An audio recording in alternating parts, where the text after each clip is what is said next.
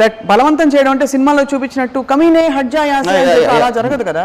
Course చేసి brain wash చేయడం కూడా బలవంతం చేస్తుంది కదా. అదే అంటున్నా. అది కానీ యాజ్ లాంగ్ యాజ్ ఫైనల్గా అది లీగల్ పరిధిలోకి వస్తుందా లేదా, మారల్ పరిధిలోకి వస్తుందా అనేది మన ఆలోచన.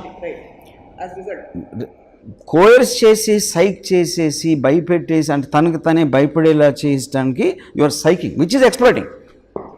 అమ్మాయికి ఉన్న వీక్నెస్, అమ్మాయికి ఉన్న నెసెసిటీ, అమ్మాయికి ఉన్న డిజైర్ని మీరు ఎక్స్‌ప్లాయిట్ చేస్తున్నారు. మీ మెంటల్గా కానీ లేకపోతే మనీ, లేకపోతే నీవు అయిపోతుంది, లైఫ్ అయినా అయిపోతుంది, నీ కెరీర్ ఉండదు, ఇది ఒక్కటి చేస్తే నువ్వు రేపు పొద్దున్న స్టార్ అయిపోతావు అనే ఒక ఇలాంటివన్నీ this is a psychological manipulation which is what the fundamental exploitations which is works on different people on different level. ఇందాక నేను ఫస్ట్ ఎగ్జాంపుల్ ఏమి ఇచ్చాను, ఆ అమ్మాయి మీరు ఏమి రోల్ ఇచ్చినా I'm not going to sleep with you అని చెప్పింది క్లియర్ కట్గా. Now that is a line she drew for herself. ఇంకొక అమ్మాయి let's go for the night అనొచ్చు. ఇద్దరు bigender they're girls, both of them want to be actresses. అది వాళ్ళ self discipline. అది సో నేను అప్పుడు అమ్మాయికి ఏం అడ్వైజ్ ఇచ్చాను, సెల్ఫ్ డిసిప్లిన్ అంటే you're giving it a qualitative connotation almost. I mean కానీ అది ప్రతి ఏరియాలో ఉంటుంది, not only about this. I won't go beyond a point. So personally, are you against or for the casting couch, or you have nothing to say about it?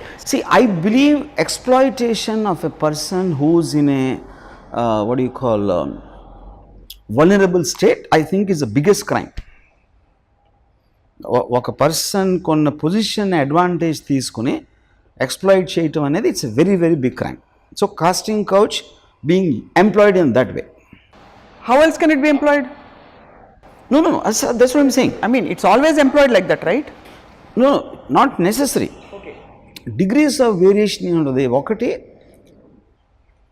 to tell directly, okay, if you sleep with me,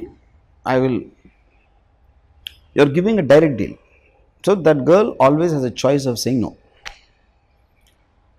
To promise her that I will do this for you and after your work is done to avoid her is what is called namakdroham antadani. Otherwise, if you are doing it and doing it, it's a deal. Okay. She always can say no.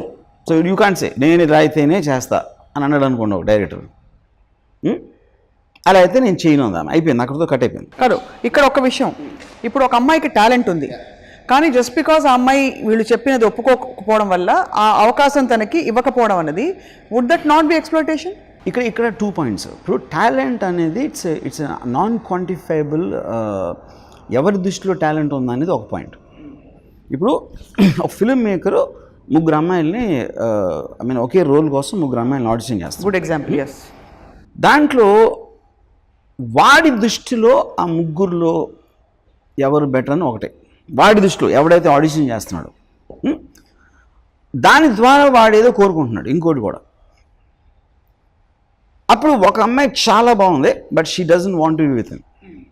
ఒక అమ్మాయి అసలు చాలా తక్కువ అమ్మాయితో compare చేస్తే కానీ she will be with him. అప్పుడు వాడు ఫిల్మ్ మేకర్ అట్ ఎవెన్చువల్గా ఈ అమ్మాయి సినిమాలో షీ హ్యాస్ టు వర్కౌట్ అనుకున్నప్పుడు he will never take a decision of casting a lesser looking girl just because she will be with him. అది జరగదు.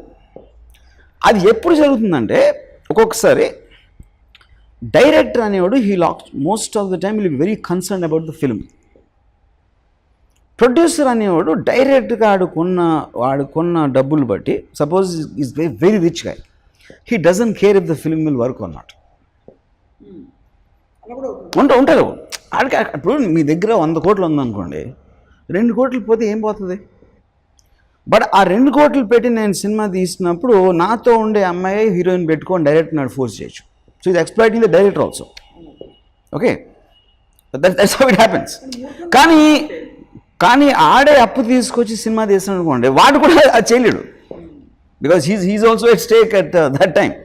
So everybody is making a decision based upon what is at stake for them. ఇప్పుడు నాకు ఒక instance, ఒక cinema start అయిపోయి అక్కడ అవుట్డోర్లో ఉండే నాకు దిస్ యాక్ట్రెస్ టోల్డ్ మీ సగం అయిపోయింది. అయిపోయిన తర్వాత that producer ran out of money. ఒక ఇన్వెస్టర్ని తీసుకొస్తే that investor wanted to sleep with the actors. So ఇప్పుడు director, original producer, co-director and the hero of the film, all 4 people came and requested her to do that. డబ్బులు అయిపోయాయి కాబట్టి మీరు కాదు, point అది కాదు. వాళ్ళు వచ్చి ఈ అమ్మాయికి ప్రపోజ్ చేసేది ఏంటంటే, నువ్వు చేయకపోతే సినిమా అయిపోతుంది, మా కెరియర్లు నీ కెరియర్లు అన్నీ అయిపోతాయి. సో ప్లీజ్ అండర్స్టాండ్, అది అది అది ఫన్నీయా ట్రాజిక్ అనేది నాకు అర్థం కావట్లేదు అసలు ఆ సిచ్యువేషన్ ఏంటి. She told me they literally start crime. మొత్తం మా బతుకులు, ఈ సినిమా బతుకు అంతా నువ్వు ఓకే అన్న మీద ఆధారపడి ఉంది. See, it will sound ridiculous for normal people. I'm talking about ordinary people. Identi, they are asking her to sacrifice herself, not only for her, for the sake of the film and for all of their careers.